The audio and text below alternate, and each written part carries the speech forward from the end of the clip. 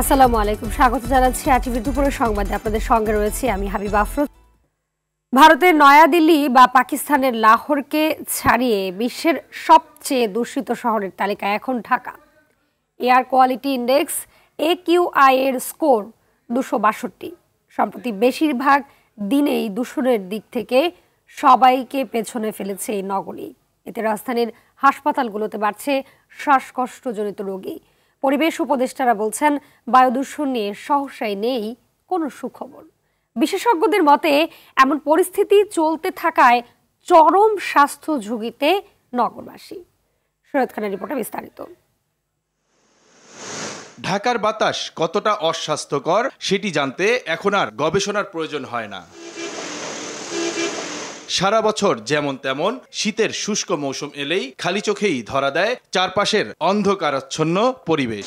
Air quality ইন্ডেক্সের তথ্য অনুযায়ী দূষিত নগরীর তালিকায় এখন প্রায় সময়ই শীর্ষে থাকে বাংলাদেশের রাজধানী ঢাকা। মাঝে মধ্যে প্রতিযোগিতা হয় ভারতের দিল্লি এবং পাকিস্তানের লাহোরের সাথে। সকাল 8:30টার দিকে ঢাকার বায়ুমান ছিল 262। বায়ুর এই মানকে খুব অস্বাস্থ্যকর হিসেবে বিবেচনা করা হয়। ছুটির দিনে সাধারণত যানবাহন চলাচল কম থাকে, বন্ধ থাকে অনেক কলকারখানা। তবুও আজ শীর্ষে ঢাকা। গত সোম ও বৃহস্পতিবার ঢাকার বায়ু ছিল দুর্যোগপূর্ণ। এমন পরিস্থিতিতে কোনো সুখবর দিতে পারেননি পরিবেশ উপদেষ্টা সৈয়দা রিজওয়ানা হাসান। যে ভাঙা রাস্তাঘাটের উপর দিয়ে গাড়ি চলার কারণে ধুলা বাড়ছে সেগুলোকে নিয়ন্ত্রণ করা, পানি ছিটানো এবং ঢাকাতে যে নির্মাণ সামগ্রী নিয়ে ট্রাকগুলো প্রবেশ করছে সেগুলোকে আবৃত অবস্থায় প্রবেশ করাটা নিশ্চিত করা। এই কটা কাজ যদি আমরা ঠিকভাবে করতে পারি তাহলে জনদুর্ভোগ হয়তো কিছুটা কমবে, কিন্তু বায়ু দূষণ যদি আপনি আমাকে দেখাতে পারেন যে বিশ্বের অমুক দেশ বায়ু দূষণ 3 বছরের মধ্যে ঠিক করে ফেলেছে, আমি সেই উদাহরণ ফলো করব। তেমন কোনো দৃষ্টান্ত আমাদের কাছে নেই। ঢাকার বায়ুর মান অনুযায়ী তা যে কোনো মানুষের জন্যই ক্ষতিকর। তাই এ থেকে রক্ষা পেতে ঘরের বাইরে গেলে অবশ্যই মাস্ক ব্যবহারের পরামর্শ আইকিউ এয়ারের। শরীয়ত খান, RTV, ঢাকা। বায়ু দূষণের খবর জানাতে ধানমন্ডি থেকে সরাসরি যুক্ত হচ্ছেন সহকর্মী দীপ্ত চন্দ্র পাল। দীপ্ত জানাবেন যে বায়ু দূষণে বারবার শীর্ষে থাকছে রাজধানী ঢাকা, তো এই বিষয়ে জনসাধারণের প্রতিক্রিয়া কি দেখছেন? আপনি যেমনটি বলছিলেন যে আজকেও কিন্তু ঢাকা শীর্ষ স্থানে রয়েছে বায়ু দূষণে, যার বায়ুর যে মান রয়েছে সেটি কিন্তু 260কে ছাড়িয়ে গিয়েছে এবং দ্বিতীয় স্থানে কিন্তু ভারতের দিল্লি এবং তৃতীয়তে রয়েছে পাকিস্তান কিন্তু তৃতীয়তে রয়েছে। এবং আমি যদি দেখাই কেন এই বাড়ছে এই বায়ু দূষণ, আমি যদি ঢাকার একটু পরিস্থিতি দেখানোর চেষ্টা করি। আপনি জানেন যে ধানমন্ডি ঢাকা শহরের গুলশান ধানমন্ডি একটি যদি বলি ভিআইপি আবাসিক স্থান। তো এই ভিআইপি আবাসিক স্থানে যে কনস্ট্রাকশনের কাজ বা রাস্তার যে খোঁড়াখড়ির কাজ, সেই কাজগুলো দেখলেই কিন্তু আপনি বুঝতে পারবেন যে বায়ু দূষণ বাড়ার আসলে কারণটি কি। যেহেতু বিশেষজ্ঞরা এবং যারা কিন্তু বায়ু দূষণ যাতে রোধ করা যায় সেক্ষেত্রে কিন্তু 6টি পদক্ষেপ দিয়েছিল। তার ভিতরে একটি হলো শিল্প কলকারখানার যে বর্জ্য রয়েছে সেগুলো, কঠিন যে বর্জ্য রয়েছে সেগুলো না পোড়ানোর নির্দেশ দিয়েছিল। পাশাপাশি নির্মাণ যে সামগ্রী রয়েছে সেগুলো কিন্তু ঢেকে রাখার কথা বলেছিল তারা, কিন্তু আসলে কিন্তু বাস্তবে চিত্র কিন্তু ভিন্ন। আপনি দেখছেন যে এখানে কিন্তু যে নির্মাণ সামগ্রী রয়েছে তা কিন্তু আসলে খোলা পরিবেশে রয়েছে, যার ফলে কিন্তু বাতাসের সাথে এই বালু বা এই কণাগুলো মিশে কিন্তু বায়ুর যে দূষণ বাড়ছে এবং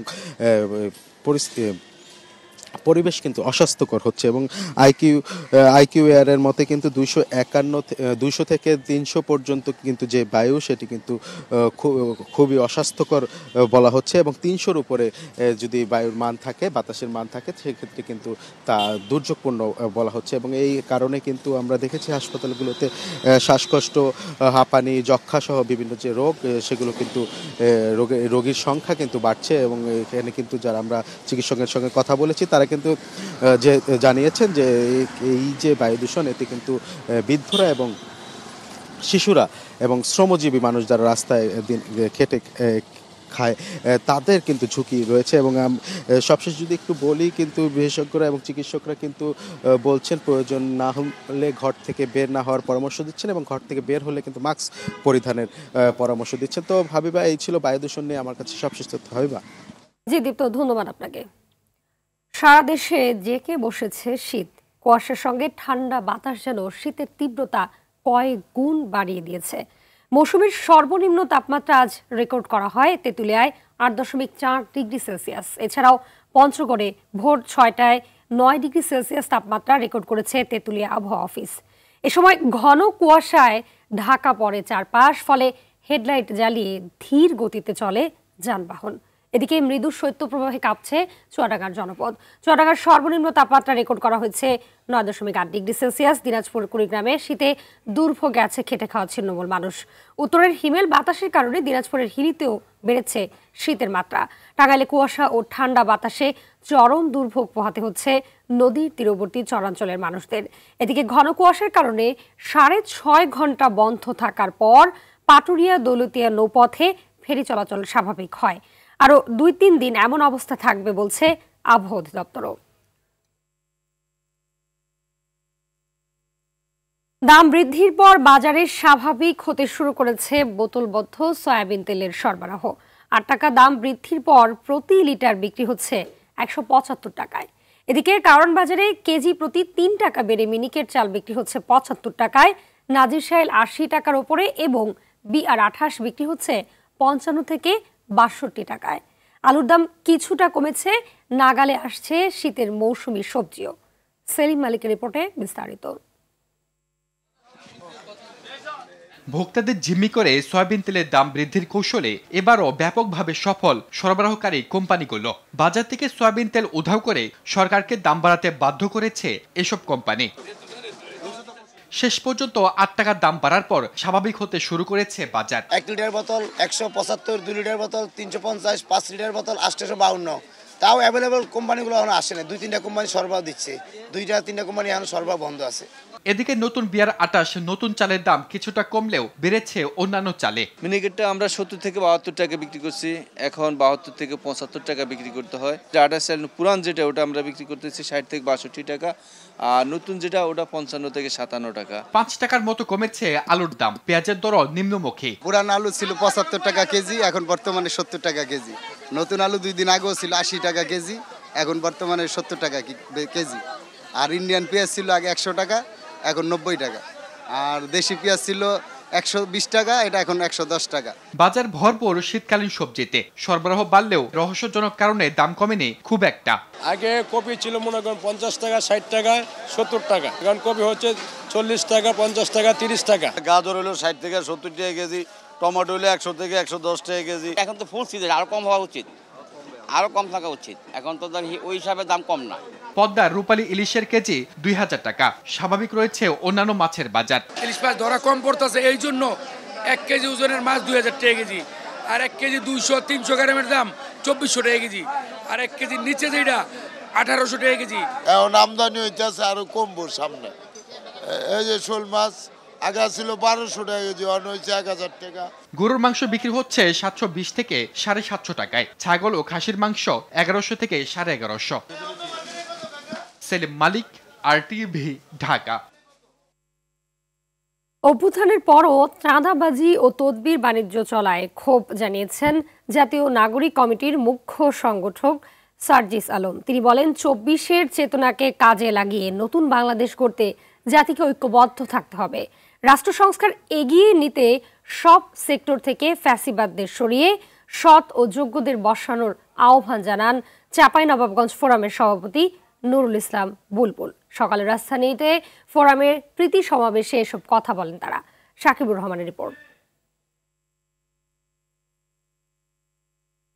আমরা সবাই চাঁপাইবাসী, স্বপ্ন গড়ি, ফোটায় হাসি, এই প্রতিপাদ্যে অনুষ্ঠিত হয় চাঁপাইনবাবগঞ্জ ফোরামের প্রীতি সমাবেশ। বৈষম্য বিরোধী ছাত্র আন্দোলনের সমন্বয়ক সাদিক কায়েম বলেন, 24-এর গণ অভ্যুত্থানে যারা শহীদ হয়েছেন তারাই জুলাই অভ্যুত্থানের নায়ক।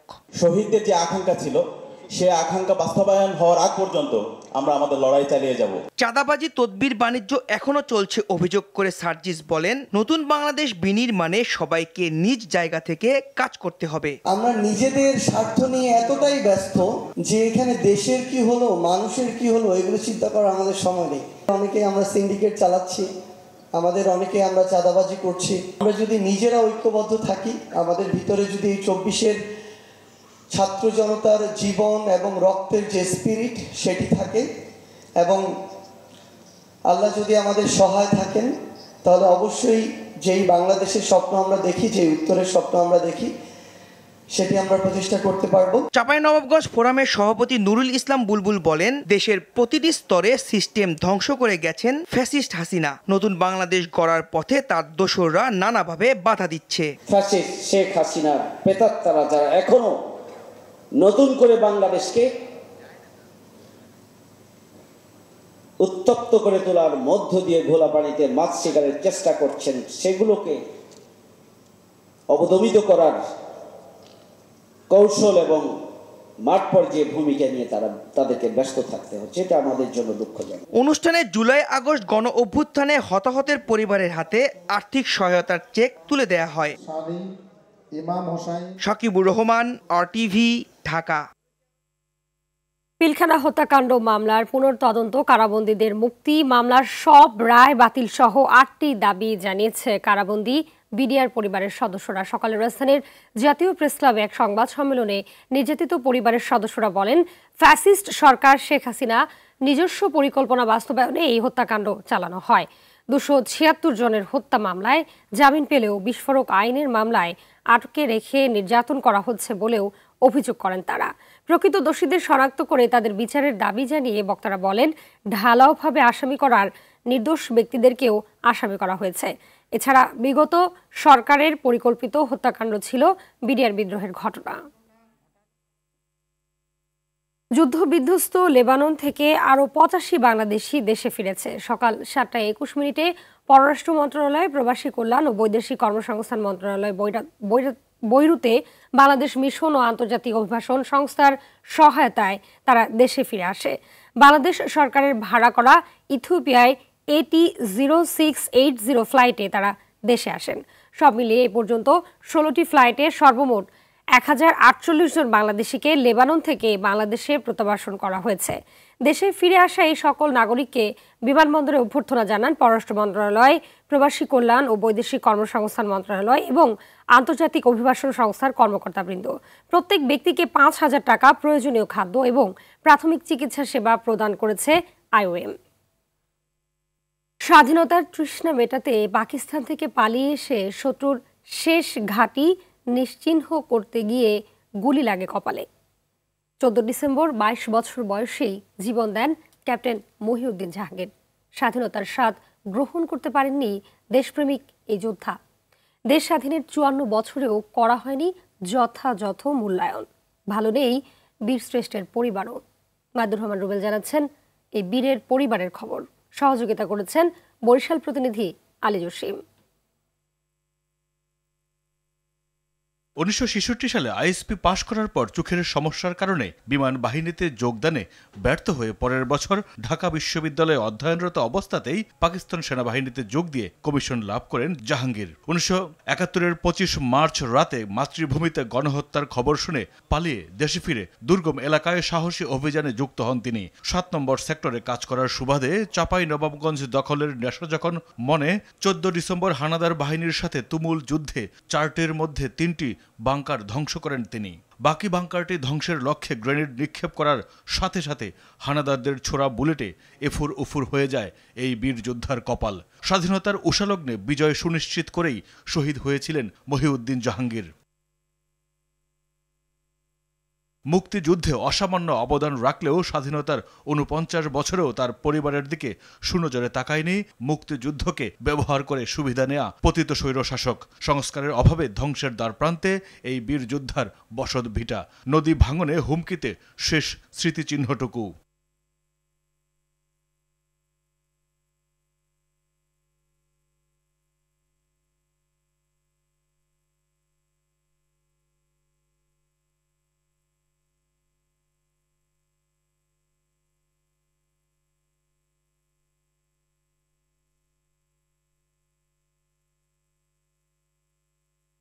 দেশ স্বৈরাচার মুক্ত হওয়ার 4 মাস পরেও বিছানায় শুয়ে যন্ত্রণায় কাতরাচ্ছেন সিলেটের রাশেদ। 5 আগস্ট দেশ স্বাধীনের বিজয় মিছিলে পুলিশ ও ছাত্রলীগ উপর্যুপরি গুলি চালালে রাশেদ গুরুতর আহত হয়। চিকিৎসক জানিয়েছেন উন্নত চিকিৎসা না পেলে পঙ্গুত্ব বরণ করতে হবে রাশেদকে। দরিদ্র পরিবারটি তার চিকিৎসার ব্যয় বহন করতে হিমশিম খাচ্ছে। সিলেট থেকে হাসান মোহাম্মদ শামীমের পাঠানো প্রতিবেদন জানাচ্ছেন রেজওয়ান শরীফ। বৈষম্য বিরোধী আন্দোলন চলাকালে সিলেটের বিভিন্ন এলাকা উত্তাল হয়ে ওঠে। 5 আগস্ট ছাত্র জনতা আনন্দ মিছিল বের করলে কিনব্রিজ এলাকায় পুলিশ ও ছাত্রলীগের সঙ্গে সংঘর্ষ হয়। এ সময় পুলিশ খুব কাছ থেকে রাশেদের পায়ে গুলি করলে মাটিতে লুটিয়ে পড়ে সে। সেই থেকেই বিছানা হয়েছে তার দিনরাতের সঙ্গী।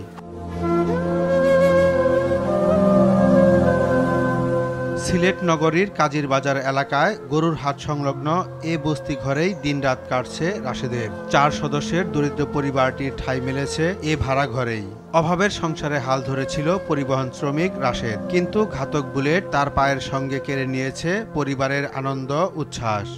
5 তারিখ বিজয় মিছিল দিয়ে গেছি, হুট করে সাইডমুখার দিকে গোলাগুলি 3:30টার সময়।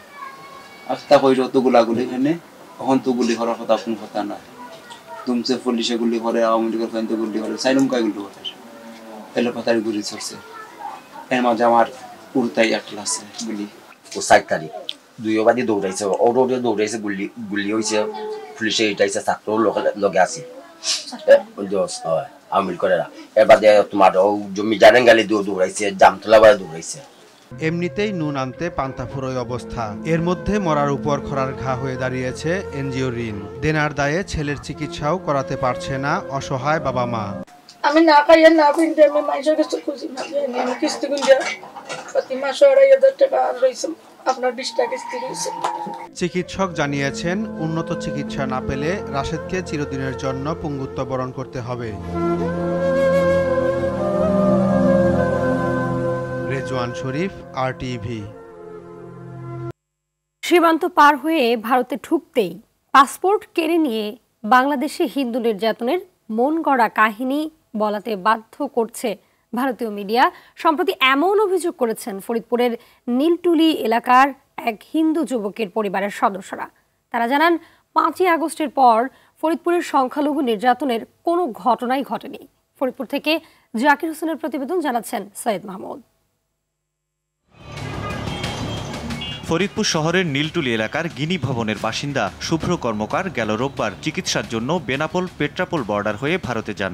সীমান্তের ওপারে ভারতীয় গণমাধ্যম এবিপি লাইভে তাকে বাংলাদেশে হিন্দু নির্যাতন নিয়ে কথা বলতে দেখা যায়। আগের থেকে অনেক খারাপ অবস্থা, হিন্দুদের উপর অনেক অত্যাচার, অবিচার। এ ঘটনা সামাজিক যোগাযোগ মাধ্যমে জানাজানি হবার পর স্থানীয় বাসিন্দা এমনকি খোদ শুভ্র কর্মকারের পরিবার বিষয়টি নিয়ে মুখ খোলে। শুভ্রর বাবা স্বর্ণ ব্যবসায়ী সুনীল কর্মকার জানায়, ভারতে পাসপোর্ট আটকে শুভ্রর কাছ থেকে মিথ্যা সাক্ষাৎকার নেওয়া হয়েছে। আমি যাওয়ার পরে আমার পাসপোর্টটা মানে ওই পাশে হাতে নিছে, হাতে নিয়ে কইতেছে দেশের সম্বন্ধে কিছু বলো, এই কথা বলি তুমি বলো। সুনীল ও শুভ্রদের প্রতিবেশীরাও ফরিদপুরে দীর্ঘদিনের হিন্দু মুসলিম সম্প্রীতির কথা জানায়। জামাত ইসলাম বলেন, বিএনপি বলেন, শীর্ষ নেতৃত্বস্থানীয় নেতারা, আমাদের জুয়েলারি সমিতির সমস্ত সদস্যদের তাদের আহ্বানে আমরা আমাদের ডেকে নিয়ে আমাদের সঙ্গে তারা মত বিনিময় করেছে। হিন্দু মুসলিম এগুলি কোনো সময় ভেদাভেদ হয় না, যে আমার ম্যাক্সিমাম বন্ধু বান্ধব মুসলিম সম্প্রদায়। দ্য ওয়াল নামে ভারতীয় আরেক টিভি চ্যানেলে সাক্ষাৎকার দিতে দেখা যায় ফরিদপুরের অমিয় সরকারকে। আমার নিজের পরিবারের উপর হামলা হয়েছে। নিজেকে সংখ্যালঘু হিসেবে পরিচয় দিলেও অমিয় মূলত জুলাইয়ে শিক্ষার্থী হত্যা ও নির্যাতনের অভিযোগে নিষিদ্ধ ঘোষিত সংগঠন ছাত্রলীগের ফরিদপুর জেলা শাখার সহসভাপতি। এছাড়া ফরিদপুর জেলা আওয়ামী লীগের সাবেক সভাপতি সুবল চন্দ্র সাহার বাড়িতে হামলার ঘটনায় হওয়া মামলারও অন্যতম আসামি। বিগত 5ই আগস্টের পরে হিন্দু সম্প্রদায় সহ যে কোনো কমিটির লোকজনের উপর এরকম কোনো ঘটনা কোনো কিছুই ঘটেনি। দেশে সংখ্যালঘু নির্যাতনের ঘটনায় কঠোর ব্যবস্থা নিচ্ছে প্রশাসন। তবে ভিনদেশি মিডিয়ায় গুজব থেকেও জনসাধারণকে সচেতন থাকার আহ্বান জানিয়েছে সরকার। সৈয়দ মাহমুদ, RTV। জানাবো ন্যাশনাল লাইফ ইন্স্যুরেন্স আন্তর্জাতিক সংবাদ। দীর্ঘ 11 মাসের লড়াই সংঘাতের পর মিয়ানমারের রাখাইন রাজ্যের মংডু টাউনশিপের নিয়ন্ত্রণে নিয়েছে দেশটির সশস্ত্র গোষ্ঠী আরাকান আর্মি। মংডু টাউনশিপের দক্ষিণে দেশটির বর্ডার গার্ড পুলিশের বিজিপি সর্বশেষ 5 নম্বর সীমান্ত ব্যাটালিয়নটিও দখলে নেয় তারা। মংডু আরাকান আর্মির দখলে চলে যাওয়ায় বাংলাদেশ ও মিয়ানমারের দুই পারের রোহিঙ্গাদের নিরাপত্তা ঝুঁকি বেড়েছে। রাখাইন রাজ্যে 5 লাখের মতন রোহিঙ্গা এখনও বসবাস করছে।